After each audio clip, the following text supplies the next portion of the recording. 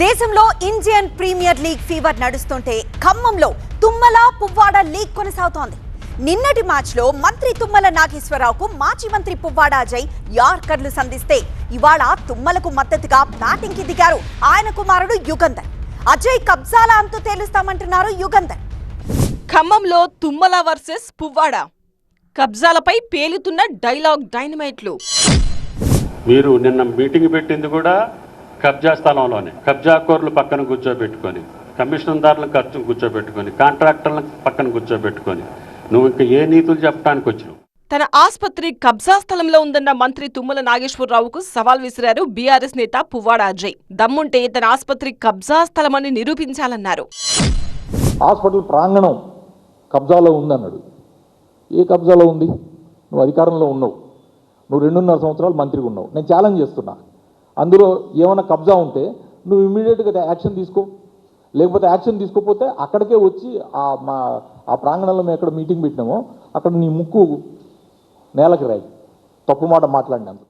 పువ్వాడ అజయ్ చేసిన సవాల్కు సై అన్నారు మంత్రి తుమ్మల కుమారుడు యుగంధర్. ఇక నుంచి అజయ్ కబ్జాలపై దృష్టి పెడతామన్నారు.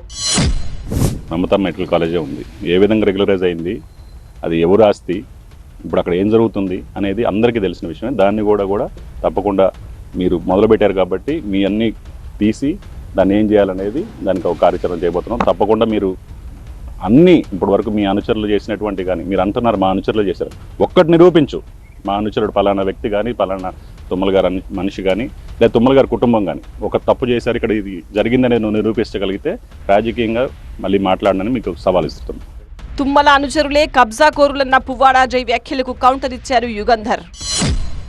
ఎక్కడైనా సరే, అది వెలుగుమట్ల కావచ్చు, నాగుపల్లి కావచ్చు, అక్రమంగా ఒక గజం, ఎకరం కాదు గజం నువ్వు మేము తీసుకున్నామని, ఆక్రమించుకున్నామని నువ్వు నిరూపించగలిగితే భవిష్యత్తులో ఈ రోజే ఆఖరి రాజకీయంగా మాట్లాడతాను. నేను రాజకీయాల్లో ఉండేటువంటి నిబద్ధతతోటి, నిజాయితీతోటి ఉన్నాం కాబట్టే నేను ఇందాక కూడా చెప్పింది, తుమ్మల గారిని ఖమ్మం జిల్లా ప్రజలు 43 సంవత్సరాల పాటు ఎన్నుకున్నారు.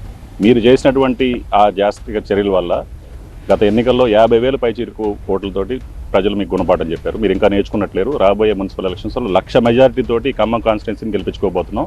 నిన్నటి వరకు మంత్రి తుమ్మల, మాజీ మంత్రి పువ్వాడ మధ్య ఉన్న గొడవ ఇప్పుడు son of Puvvada Nageswara Rao versus son of Tummala నాగేశ్వరరావుగా మారిపోయింది.